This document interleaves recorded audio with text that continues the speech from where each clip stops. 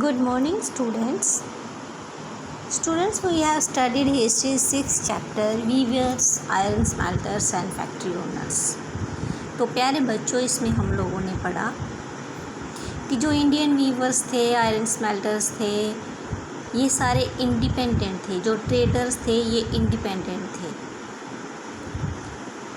इसमें से जो वीवर्स हैं, जो क्राफ्ट पर्सन हैं, ये एक प्रॉस्पेरस कम्युनिटी उभर कर सामने आई थी.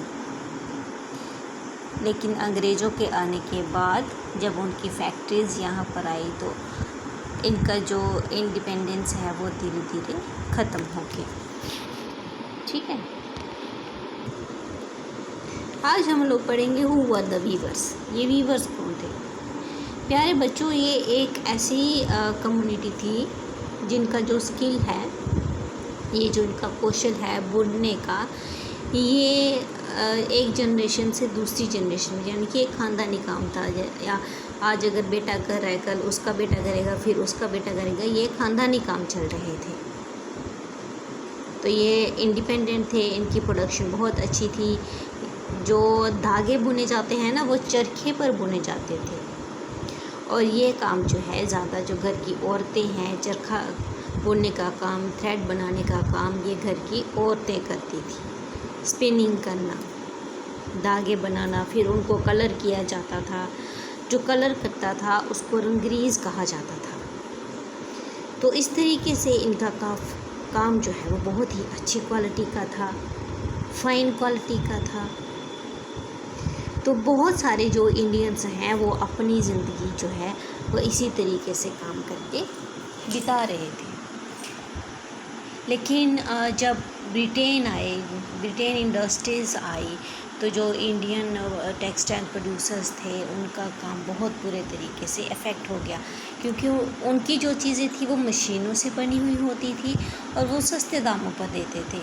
जो हाथ से बनी हुई चीज़ें होती हैं वो थोड़ी महंगी होती थी.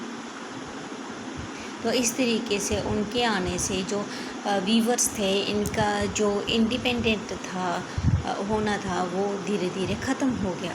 और अनएम्प्लॉयमेंट जो है वो ज़्यादा बढ़ गई, क्योंकि लोग उन चीज़ों को ख़रीदने लगे जो उनको सस्ते मिलती थी. सेम चीज़ जब उनको सस्ते दामों पर मिलेगी तो वो उसी चीज़ को ख़रीदेंगे.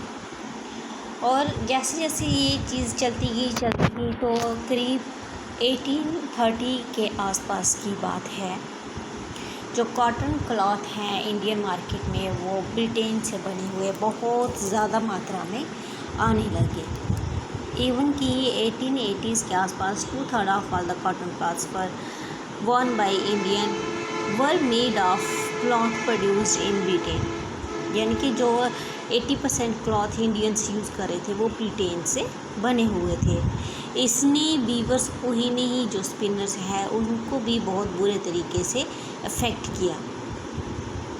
अब जो स्पिनिंग और कॉटन थ्रेड था वो काम करने वाले थे, अब वो जॉबलेस हो गए.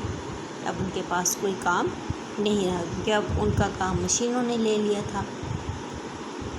और जो हैंडलूम वीविंग है ये बुरे ऐसे ख़त्म ही हो गई, मानो मर ही गई ये चीज़. अब जो मशीनें हैं उसमें साड़ीज़ जो हैं उनके बॉर्डर क्लॉथ, जो ट्रेडिशनल पैटर्न है उसमें बनाए जाने लगे. अब जो अच्छी अच्छी चीज़ें थी सिर्फ अमीर ही नहीं, जो मिडिल क्लास लोग थे वो भी ख़रीद सकते थे. इस तरीके से जो स्पिनर्स और वीवर्स हैं, जो वो अपनी ज़िंदगी बिता रहे थे काम करके, वो बहुत बुरे तरीके से इफ़ेक्ट हो गई. वो अनएम्प्लॉयड हो गए. और बहुत सारे जो वीवर्स हैं वो एग्रीकल्चरल लेबरर्स बनने पर मजबूर हो गए. कुछ जो है वो माइग्रेंट होता है, एक जगह से दूसरी जगह चले गए काम की तलाश में. और वो अफ्रीका में प्लांटेशन का काम था, साउथ अफ्रीका में था, तो वो वहाँ पर चले गए. और जो कुछ हैंडलूम वीवर्स थे वो भी कॉटन की मिल्स में चले गए, बॉम्बे चले गए, Ahmedabad, Solapur, Nagpur, Kanpur. Cotton mills came up. The first cotton mill in India was set up as spinning mill in Bombay 1854. 1854 में पहली बार ये मिल जो है वो वहाँ पर स्थापित की गई थी.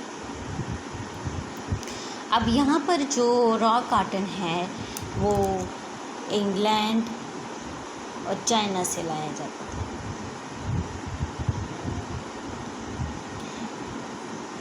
क्योंकि ये जो कॉटन होता है ना, ये ब्लैक सॉइल में उगाया जाता है।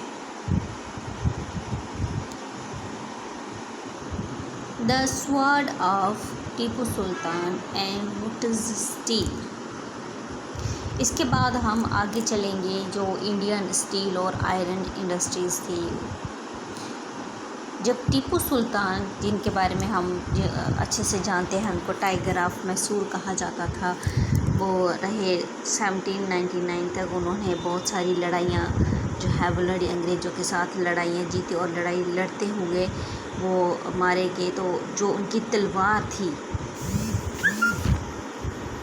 वो ख़ास थी, बहुत ख़ास थी। जो उनके औजार बनाए होते थे ना, ये आज भी जो है वो इंग्लैंड के म्यूज़ियम में मिलती हैं ये सारी चीज़ें। ये जो स्वॉर्ड है, स्वॉर्ड बच्चों तलवार होती है, ये बहुत स्पेशल थी, इनक्रेडिबल थी।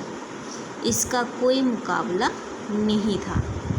इसकी जो क्वालिटी है वो बहुत ही टॉप क्वालिटी का था, जिसको कि वुड्स कहा जाता है, जो कि साउथ इंडिया में मिलती है। ये जो वुड स्टील इंडस्ट्री जो है, ये स्वॉर्ड्स बनाती थी उस टाइम, और ये पैटर्न जो है बहुत ही टॉप क्वालिटी के पैटर्न होते थे। आप ये देख सकते हो, ये उसकी स्वॉर्ड है, ये उसकी तलवार है, उसकी पिक यहाँ पर दी गई है। Thank you.